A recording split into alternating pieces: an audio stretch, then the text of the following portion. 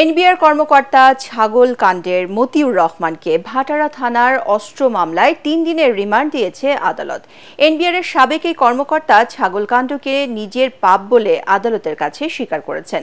এ সময় আওয়ামী লীগ ও গোয়েন্দা সংস্থার চক্রান্তের শিকার হয়েছে বলেও দাবি করেন তিনি। মঙ্গলবার স্ত্রীসহ বসুন্ধরা আবাসিক এলাকার একটি বাসা থেকে মতিউরকে গ্রেপ্তার করে গোয়েন্দা পুলিশ। এ সময় তার কাছ থেকে জব্দ করা হয় একটি শটগান ও 24 রাউন্ড গুলি। সে ঘটনায় রাজধানী ভাটারা থানার অস্ত্র মামলায় তার 10 দিনের রিমান্ড আবেদন করে পুলিশ। পরে আদালত তার 3 দিনের রিমান্ড মঞ্জুর করেন। অন্যদিকে দুদকের দায়ের করা মামলায় মতিউর রহমানের স্ত্রী লাইলা কানিজকে কারাগারে পাঠিয়ে আগামী রোববার তার রিমান্ড শুনানির দিন ধার্য করেছে আদালত।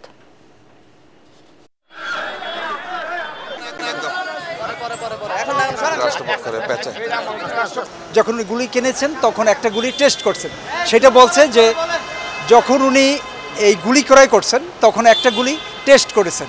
ওই যে টেস্টের ওইটা একটা জিডি করতে হয় নিয়ম, সেটা উনি ভুলে করেনি বা মনে ছিল না, এই জন্য জিডি করেননি। কিন্তু উনি বলছেন যদি ওটা টেস্ট করা হয় তাহলে এটা প্রমাণিত হবে যে ওইটা একটা মিসফায়ার ছিল টেস্ট করার জন্য। আর একটা বিষয় হলো যে এই অস্ত্রটা ছিল লাইসেন্সকৃত অস্ত্র ছিল এবং এটা 2000 সালে এটা জমা দেওয়ার কোনো নির্দেশনা ছিল 2009-এর পরে যেই অস্ত্রগুলো লাইসেন্স করা ছিল। তা এখন বিষয় হলো সে যে এই যে 3 বছর সে রিনিউ করে নাই, সেই ক্ষেত্রে আইনের বিধান হইল সে জরিমানা দিয়ে এই অস্ত্রটা আবার রিনিউ করতে পারবে, এই লাইসেন্স রিনিউ করা যাবে। এখানে আইনের কোনো ব্যত্যয় ঘটে নাই কিংবা এই অস্ত্র অবৈধ অস্ত্র নয়। সেখানে তার বিরুদ্ধে যে অবৈধ অস্ত্র রাখার কিংবা গুলি হারানোর যে বিষয়টা অভিযোগটা আনছে এইটা ইনশাল্লাহ এটা মিথ্যা বলে প্রমাণিত হবে। আদালতে এখানে প্রসিকিউশন পক্ষ বলেছেন যে উনি আওয়ামী সরকারের আমলে ফেসিবাদের আমলে বিভিন্ন ধরনের সুযোগ সুবিধা পেয়ে এনবিআর এর মেম্বার পর্যন্ত হয়েছে যেহেতু সে ফেসিবাদী সরকারের ঘনিষ্ঠ ছিল, এই কারণেই সে তার পদায়নটা অতি দ্রুত হয়েছে। আমরা বলেছি সে অত্যন্ত ছোটোবেলা থেকে সে অত্যন্ত মেধাবী স্টুডেন্ট ছিল। সে ইন্টারমিডিয়েট স্টার্ন করা, ফিনান্সে ঢাকা বিশ্ববিদ্যালয় থেকে ফার্স্ট হওয়া, পরবর্তী সময় আমেরিকা থেকে MBA করা, PhD করা। সে তার যোগ্যতা বলেই সে এনবিআর পদোন্নতি পেয়েছে এবং সে আওয়ামী লীগের একেবারে শেষ সময় জাস্ট তাকে এই এনবিআর এর মেম্বার হিসেবে প্রমোশন দিয়েই তার চাকরির মেয়াদ শেষ হয়ে গিয়েছে। তার আগে তাকে অ্যাপিলেট ট্রাইব্যুনালে রাখছে, যেখানে সরকারের যারা সহযোগী সুবিধাভোগী তাদেরকে ওখানে পোস্টিং দেয় না, এটা আমরা বলেছি। আদালতে মতিউর রহমান বলেছে সে এই আওয়ামী সরকারের আমলে সে বিভিন্নভাবে হ্যারাসমেন্টের শিকার হয়েছে। তার পদোন্নতি হয় না। SSF এর যে প্রধান তার সাথে তার শত্রুতা ছিল। তারা এই যে ছাগল কাণ্ডের যে বিষয়টা, এটা তাদের সাজানো নাটক, এটা DGFI এটা মেকিং করছে।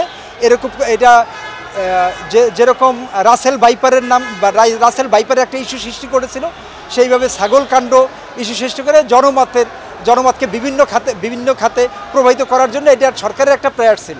আপনারা জানেন যে ঐতিহাসিক ছাগল কাণ্ড, এই ছাগল কাণ্ডের যেই মহানায়ক সে হলো এনবিআর এর সদস্য মতিউর রহমান।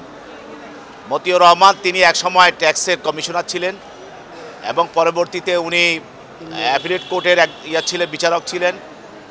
পরে উনি সরকার তাকে ফ্যাসিস্ট হাসিনা তাকে তার কাজকর্মে সন্তুষ্ট হয়ে তাকে এনবিআর এর সদস্য করা হয় এবং সে এনবিআর সদস্য হওয়ার আগে সরকারের যে পরিমাণ রাজস্ব তারা বেহাত করেছে এবং সরকারের মদতপুষ্ট যারা ছিল মন্ত্রী MP তাদেরকে বিভিন্নভাবে এই রাজস্ব ফাঁকি দেওয়ার বিষয়ে সহযোগিতা করেছে মতিউর রহমান এবং যার ফলস্বরূপ তাকে পুরস্কার হিসাবে এনবিআর এর সদস্য করা হয়। কিন্তু বিডি বাম একদিন তো সে মিথ্যা বেড়ে আসবে। সেটা কিসের মাধ্যমে আসলো?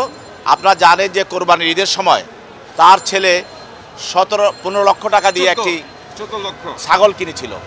সেটা আপনাদের সাংবাদিকদের মাধ্যমে সারা জাতি দেখতে পেয়েছে এবং ওটা দেখেই বোঝা গেল যে তার ছেলে 17 লক্ষ টাকা দিয়ে যদি একটা ছাগল কিনতে পারে তাহলে সে কত টাকা বেতন পায় এবং সে কী পরিমাণ টাকা সরকারি রাজস্ব বিভাগ থেকে সে লুটপাট করেছে, কত হাজার কোটি টাকা সে বিদেশে রপ্তানি পাচার করেছে সেটা মানুষের সামনে বেরিয়ে আসে।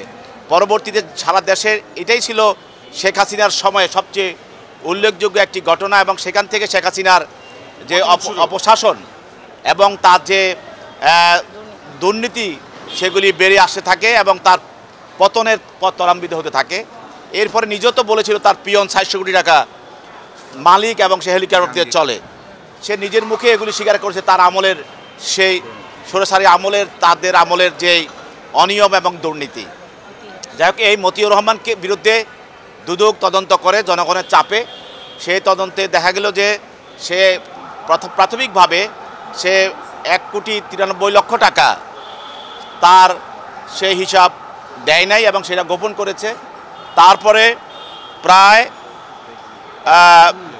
13 কোটি টাকা তার জ্ঞাত আয়বহির্ভূত সে সম্পদ পাওয়া গিয়েছে। এরপরে আরও বিশাল সম্পদ বেনামিতে এবং বিভিন্নভাবে সে বিদেশে পাচার করেছে, সেগুলিও বেড়ে আসছে এবং আসবে এখন। তবে এই দুর্নীতি দমন মামলায় সে 1 নম্বর আসামি, তার স্ত্রী, তার নামেও সম্পদ আছে, সে 2 নম্বর আসামি।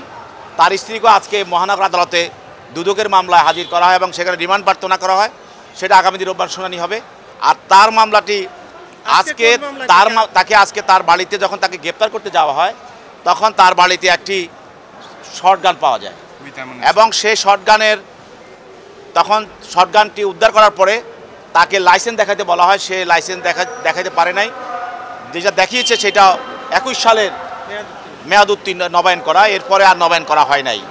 এবং সেখানে আপনারা জানেন যে 25টি গুলি দেওয়া হয়েছিল যখন তাকে এই শর্টগানে দেওয়া হয়, সেখানে 24টি গুলি পাওয়া গেছে, আর একটা গুলি পাওয়া যায় নাই। এটারও সে সঠিক ব্যাখ্যা দিতে পারে নাই। যার কারণে যেহেতু আপনারা জানেন যে সরকার প্রতি বছর ঘোষণা করে অস্ত্র নবায়ন করার জন্য, যদি কেউ অস্ত্র নবায়ন না করে সেটি একটি বেআইনি অস্ত্র হিসাবে পরিগণিত হয়। সেই জন্য তার বিরুদ্ধে অস্ত্র আইনে অবৈধ অস্ত্র রাখার দায়ে তার বিরুদ্ধে মামলা করা হয়েছে। এবং যে গুলিটা হারিয়ে গেছে বা সে দেখাতে পারে নাই বা কোথাও ব্যবহার করেছে বা বৈষম্যবিরোধী ছাত্র আন্দোলনের সময় সে কাউকে এই অস্ত্রটা দিয়েছিল কিনা, সেটা ব্যবহৃত হয়েছিল কিনা, এই গুলিটা কোথায় ব্যবহার করা হয়েছে সেটি পরীক্ষা করার জন্য, তথ্য উদ্ঘাটন করার জন্য তদন্তকারী কর্মকর্তা সেখানে 10 দিনের রিমান্ড প্রার্থনা করেন। বিজ্ঞ আদালত, তার পক্ষের আইনজীবীরা ছিল, আইনজীবীরা তার পক্ষে রিমান্ড বাতিলপূর্বক জামিনে প্রার্থনা করেন। উভয় পক্ষের বক্তব্য শোনার পর বিজ্ঞ আদালত 3 দিনের রিমান্ড মঞ্জুর করে তাকে তদন্তকারী কর্মকর্তার নিকট অধিকতর জিজ্ঞাসাবাদ করার জন্য হস্তান্তর করেন।